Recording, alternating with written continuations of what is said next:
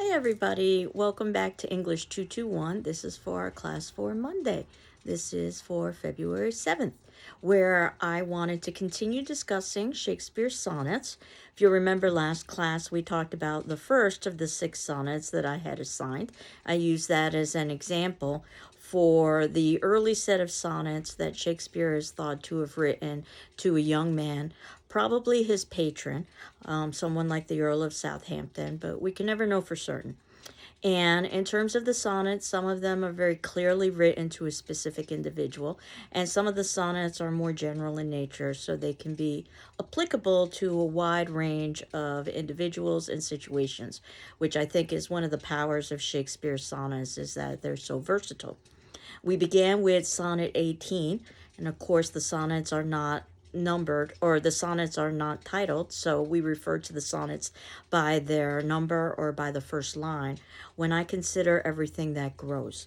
And we use that as an example of some of the themes that we could expect to see in Shakespearean writing. For instance, the use of vegetation and nature imagery as a way to discuss the human condition. But probably Shakespeare's best known sonnet is Sonnet 18. Shall I compare thee to a summer's day? And probably the most misinterpreted poem that perhaps exists in literature, because most people will read this poem and assume that it is a romantic poem that's written to a woman. And again, if this is part of the early set of sonnets, then these sonnets were probably written to a young man.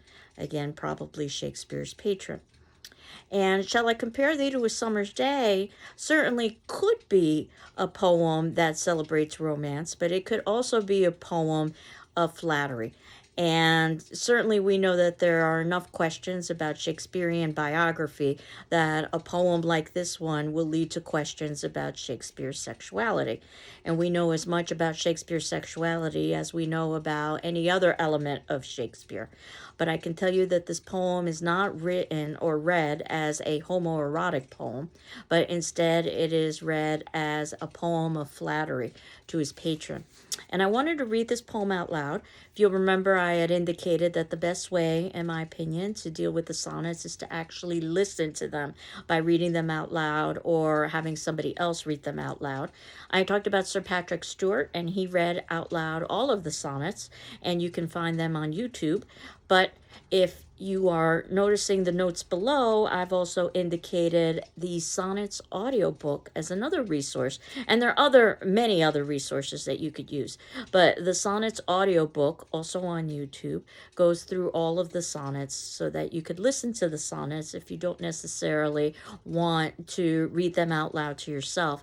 Though I am going to be reading them out loud just so that we can get a sense of the rhythm.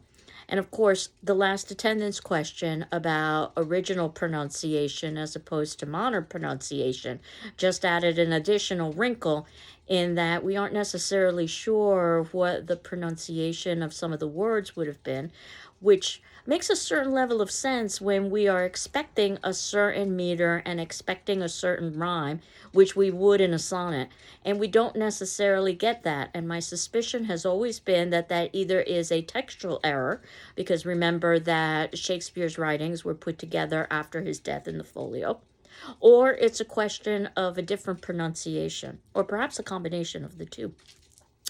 But Sonnet 18 reads, Shall I compare thee to a summer's day? Thou art more lovely and more temperate. Rough winds do shake the darling buds of May, and summer's lease hath all too short a date.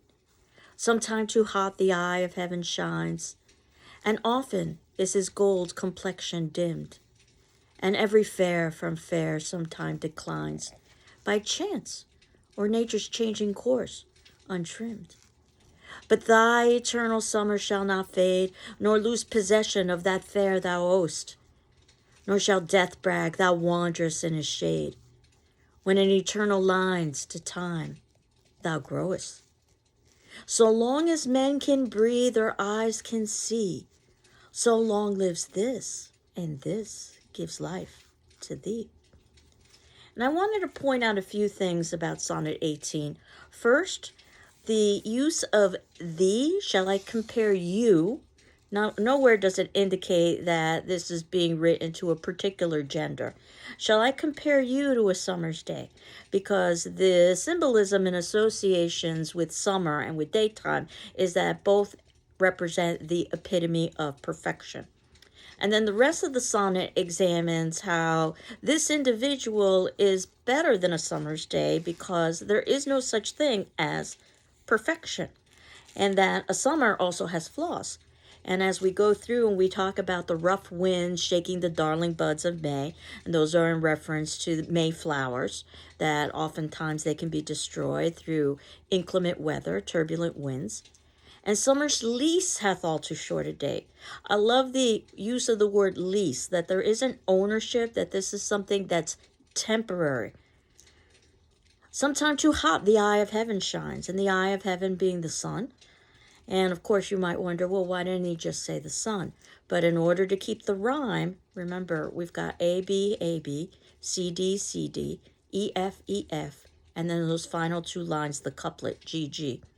In order to keep the 10-syllable line, the iambic pentameter, that we need to make sure that we are using language that will maintain the structural integrity of the sonnet.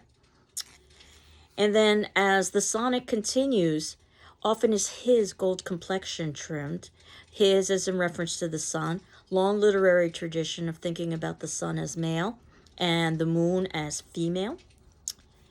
And every fair from fair sometimes declines. And by fair, we're not necessarily talking justice. If you know your fairy tales, mirror, mirror on the wall, who's the fairest one of all? Or another one, in other words, who's the most beautiful of all? And the idea here that all beauty experiences descent, either by chance or nature's changing course, either a horrible accident that it could cut short that beauty, or nature's changing course would be aging. But thy, again your, eternal summer shall not fade. Now, we've already established the idea that summer is finite, so this individual has elements that are beyond the finite. So how is such a thing possible? So we have to continue reading. Nor lose possession of that fair thou owest. And again, fair would be beauty. And at least in terms of my particular version of the text, we've got some footnotes that will help with a definition. For instance, fair is defined as beautiful thing, and owest is defined as owned or ownest. Notice how in the next line, this is line 11, death is capitalized. The idea of personification, giving human qualities to inanimate objects, such as death. Nor shall death brag thou wanderest in his shade. And again, a long literary tradition of portraying death, the grim reaper, as a he. When eternal lines to time thou growest. Notice the similarity with the previous sonnet that we had talked about in 18 about growing and vegetation. So long as men can breathe or eyes can see. In other words, as long as there is somebody who is able to consume the poem. So long lives this, and this gives life to thee. That last line oftentimes is tricky because of the word this. And this is a pronoun, and technically the way it's used in this line, it would be an unclear pronoun reference because the noun it is replacing is not evident. It's suggested. And if you ever were to give in a writing assignment and somebody were to circle a pronoun such as he or she or it or this and say, this what? Unclear pronoun reference, be concrete. What you are being told is that within that sentence itself, you need to identify the noun before you use the pronoun as replacement. Even though you may have in a previous sentence done that, still for the sake of clarity, you should do that with every sentence. But notice how this sentence, which could be complex, becomes so clear when I give you the noun. So long lives this poem, and this poem gives life to thee. In other words, poetry immortalizes, and poets have the ability to immortalize through verse. It was an idea that was suggested in Sonnet 18, but it's explicitly stated in Sonnet 20. And not just poets. Basically, what Shakespeare is saying, as long as his poetry exists, then there is the ability to immortalize someone's memory. And think about what a radical statement this would be. We talked about the chain of being, the idea that there's rank and hierarchy and everything in society, with God being at the very top. And then once we enter the human realm, it would be the king or the queen who would basically be seen as God's mouthpiece.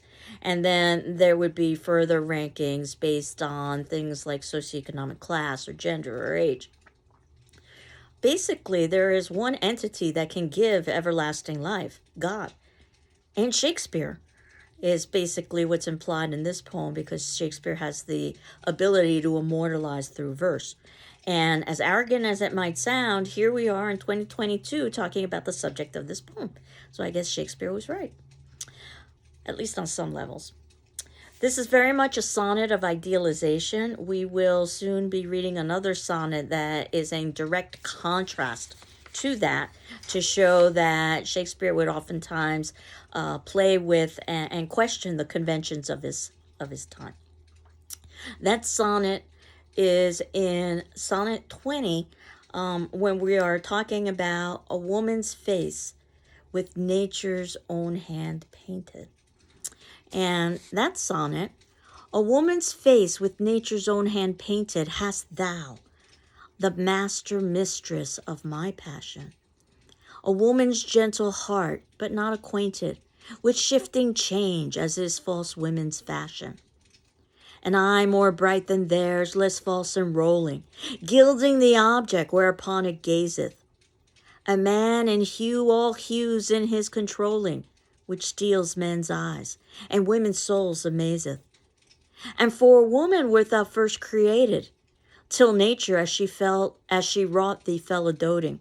And by addition me of thee defeated, by adding one thing to my purpose, nothing. But since she pricked thee out for women's pleasure, mine be thy love, and thy love's use their treasure.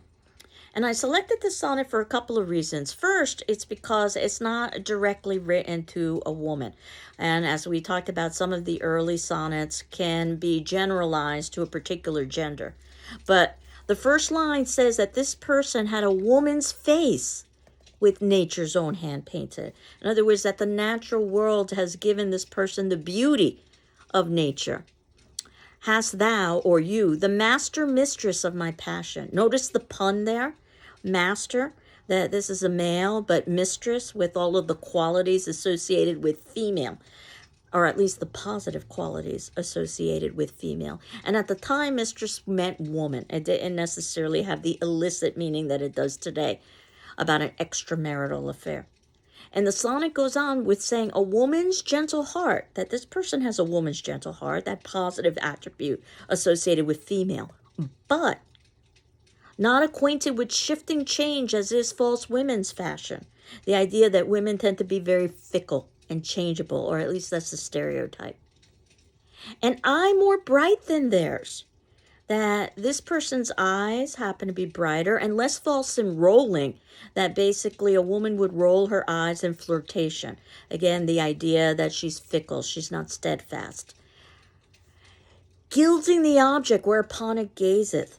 The idea of gilding, casting with gold, that's how powerful this person's gaze is. That's how much beauty is associated with it.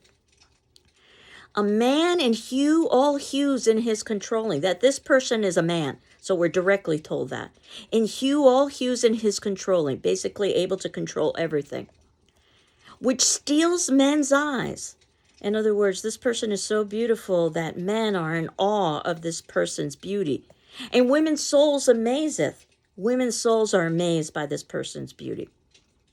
And for a woman wert thou first created, because you were a man, technically you were created for female. Till nature, notice the capitalization of N for nature, again personification. Nature, as she wrought thee fell a doting, that nature even fell in love with this person. And by addition, me of thee defeated, that this person has one thing added to him that has defeated Shakespeare's love or desire.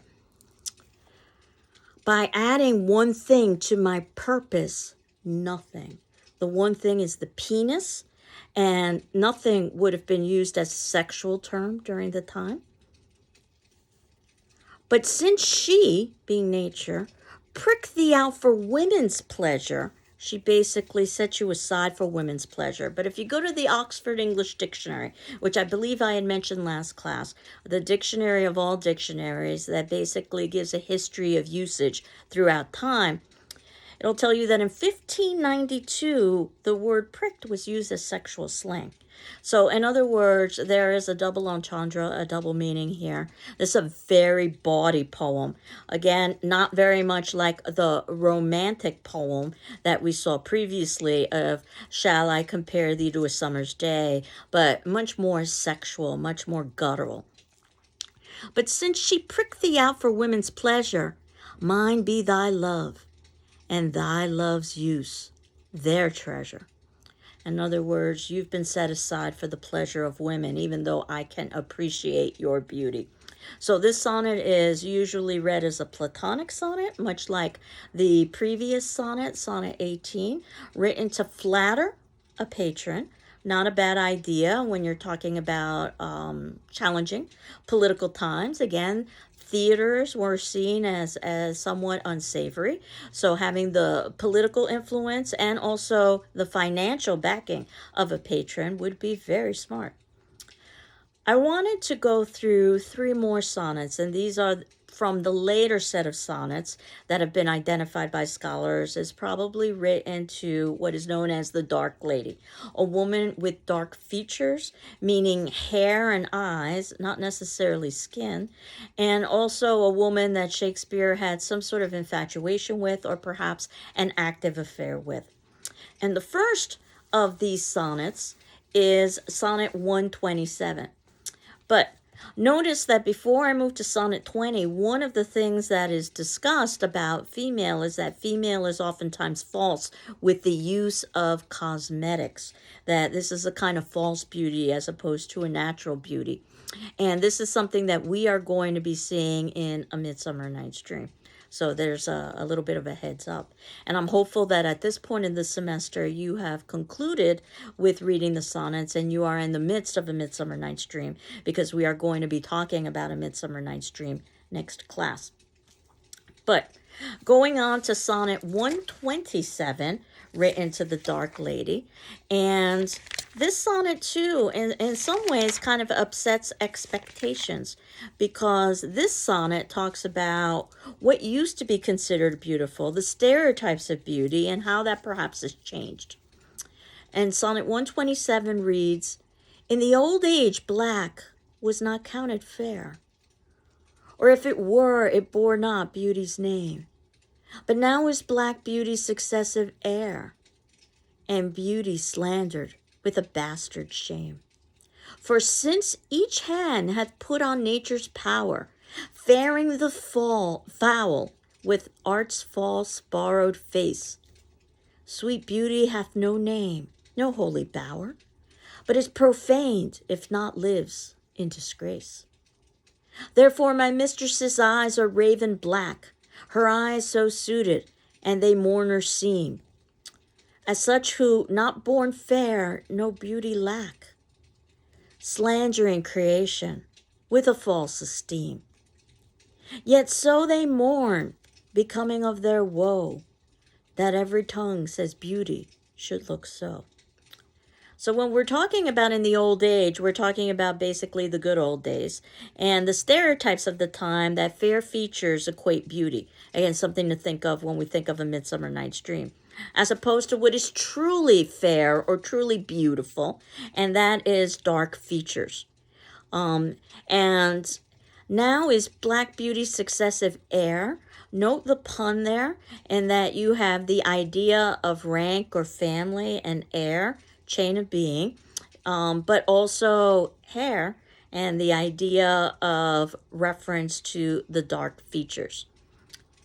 And beauty slandered with a bastard shame, as I had suggested with the previous sonnet, that the falsehood of beauty is associated with the use of cosmetics. That this is a way that individuals try to manipulate others. They fare the foul doing so. Think about fair is foul and foul is fair in Macbeth. Faring the foul with art's false borrowed face. Again, that's not true artistry because cosmetics just leads to falsehood. It's an idea we also see with clothing, that clothing hides the truth. And we see this in Shakespeare's dramas. Sweet beauty hath no name, no holy bower, but is profaned if lives not in disgrace. That this is a disgrace to real beauty, this falsehood of beauty. And Shakespeare oftentimes talks about the reality as opposed to the falsehood in life. Therefore, my mistress's eyes, again, mistress being a female, they're raven black. So we've got reference to air, as in a familial air, but we also have reference to hair. My mistress's eyes are raven black, her eyes so suited that they mourners seem. This always reminds me of Shakespearean dramas because most people think about Shakespearean tragedies as being the height of Shakespearean's writings. And the height of Shakespeare's writings or Shakespearean writings is quite sad if you think about the tragedies, and that there is a beauty associated with sadness or tragedy that I think we see in these great plays such as Hamlet, Macbeth, and Othello, and I think is referenced in this particular sonnet as well. As such who not born fair, and again, think about the double meaning of fair for beauty, but fair also with fair features or light features, light eyes, light hair. No beauty lack. Slandering creation with a false esteem, that this is an affront to nature herself. Yet so they mourn, becoming of their woe, that every tongue says beauty should look so, that the true idea of beauty is this dark woman, even though it may not necessarily be fashionable at the time. This idea of facades and deception is something that we will see throughout Shakespearean plays. So, as we continue on to Sonnet 130, I always think about this sonnet in direct contrast to the sonnet, Shall I Compare Thee to a Summer's Day? Because Shall I Compare Thee to a Summer's Day is filled with romance and hyperbole, really, of the perfection of love. Sonnet 130 is not filled with that excessive exaggeration. It's a sonnet of realism. Again, one of the ways that Shakespeare usurps expectations. Much like he usurps expectations in the previous sonnet about what the true meaning of beauty is. So Sonnet 130 reads, My mistress's eyes are nothing like the sun. Coral is far more red than her lips red. If snow be white, why then her breasts are dun. If hairs be wires, black wires grow on her head. I've seen roses damasked, red and white, but no such roses see I in her cheeks. And in some perfumes is there more delight than in the breath that from my mistress reeks. I love to hear her speak, yet well I know that music hath a far more pleasing sound. I grant I never saw a goddess go. My mistress, when she walks, treads on the ground. And yet by heaven I think my love is rare, as any she belied with false compare. So the sonnet of realism is in direct contrast to Shall I Compare Thee to a Summer's Day, and thou art more beautiful than a summer's day. That's not reality. Nothing can be more beautiful than a summer's day because there is no such thing as perfection in humanity. The woman's eyes, they're not as bright as the sun. Coral is more red than her lips. You can't say that she has naturally red lips unless, of course, she's using cosmetics, which is false beauty. If snow be white, then her breasts be dun. In other words, dark or swarthy in this instance. In other words, her skin is not as fair as snowfall, because no one's is. If hairs be wires, black wires grow on her head. Again, her dark features and her unruly hair. I've seen roses damasked red and white, but no such roses see I in her cheeks.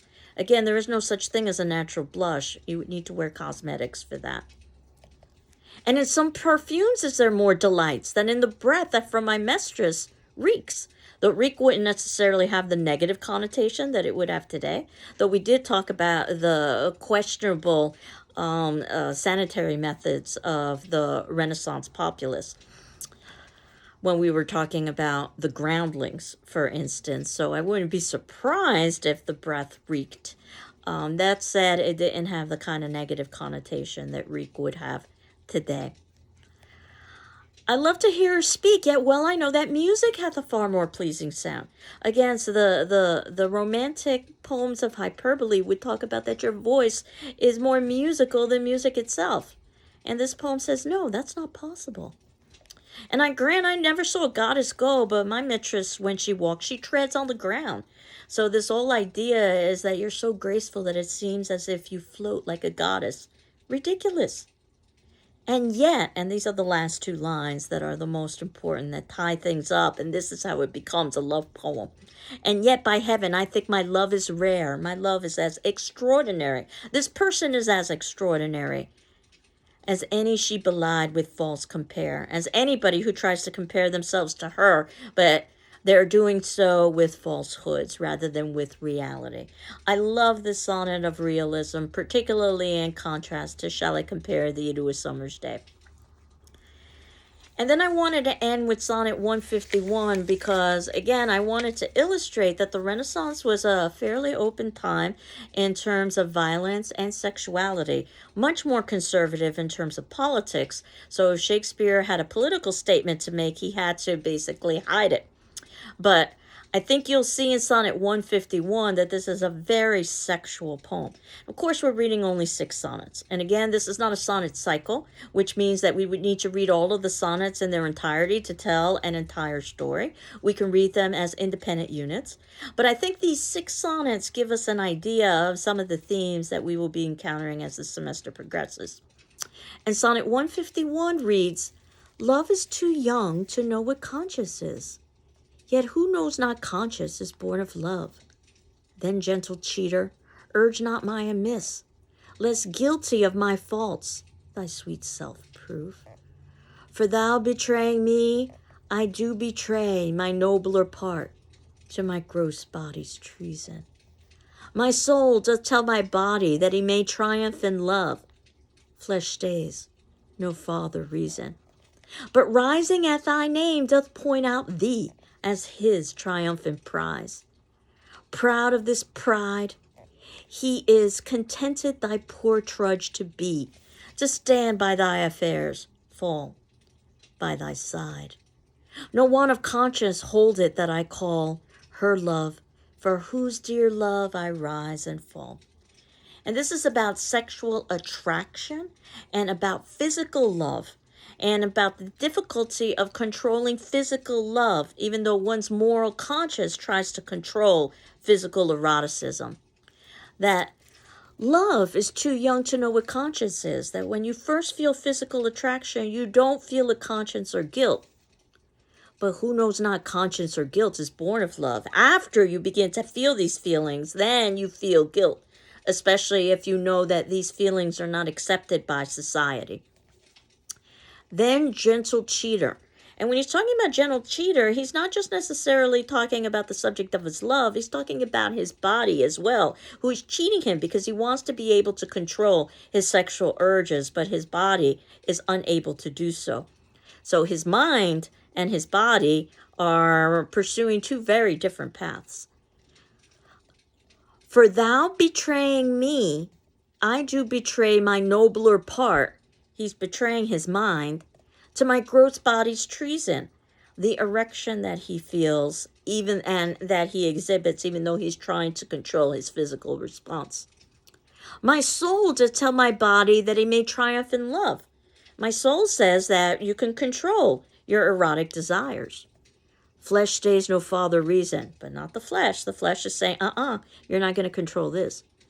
But rising at thy name, the idea that the flesh is rising at thy name, this is an erection, doth point out thee as his triumphant prize. Notice how he's talking about his member as if it was a separate part of him. Proud of this pride. Notice the alliteration, the use of P, proud, pride, penis. Again, all of these references are embedded within the sonnet.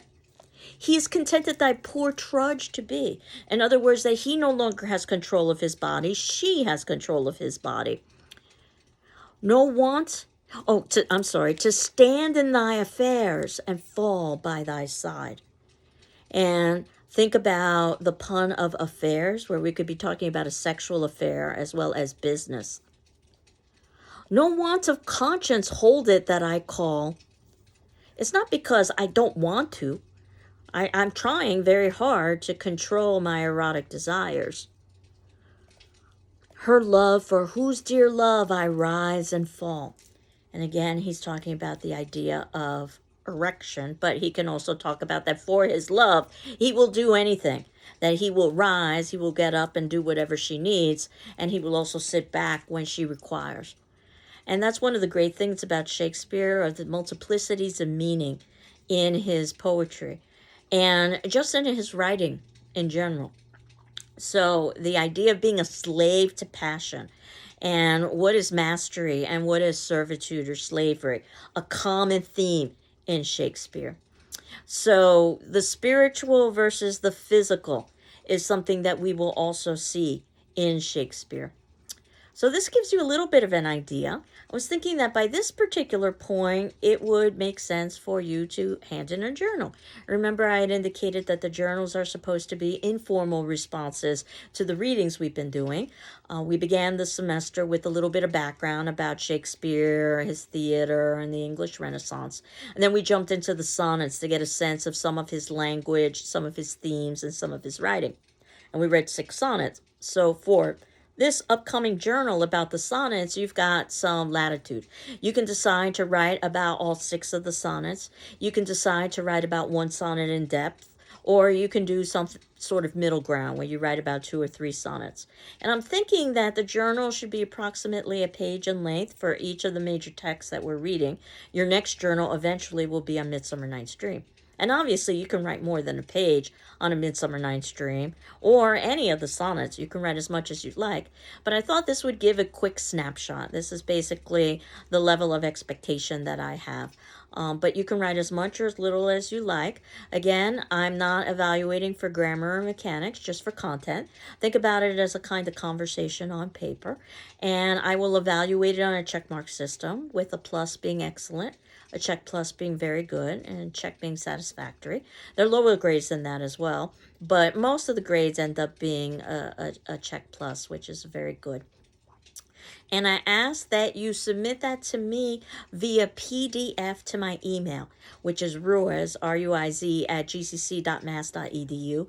That's the easiest way for me to access it with my grading program. And then I will write some comments on it and return it back to your email. And this is what we will be doing with our assignments throughout the course of the semester. And I wanted you to, on our class discussion forum, answer an attendance question that would be related to the sonnets. And I thought I would ask, out of all of the sonnets that we've read for class, we've read 6, which was your favorite sonnet and why? Which was your favorite sonnet and why? So that'll be due on Wednesday, the 9th at 8 a.m. Again, in terms of journal number 1, that will also be due on Wednesdays, and that will be due by midnight of Wednesday. So by that point, hopefully you would have had a chance to not only respond to the attendance question, but also read your classmates' responses. That would mimic some of what we would have talked about in class. And again, if you need additional time with any of these assignments, just ask me and I'll be happy to grant you an extension. So next class we'll transition over from from the sonnets to A Midsummer Night's Dream. We've got several classes devoted to A Midsummer Night's Dream so that we can talk about performance as well as talk about the play itself. And what my hope is that while we are talking about A Midsummer Night's Dream for the next couple of weeks, you are reading the next play in our course outline, which happens to be Much Ado About Nothing. But again, you do the best you can with the challenges that we all have. So I hope you're doing well. I'm doing well. And we will continue on next class talking about Shakespearean drama, specifically Shakespearean comedies. Take care. Bye-bye.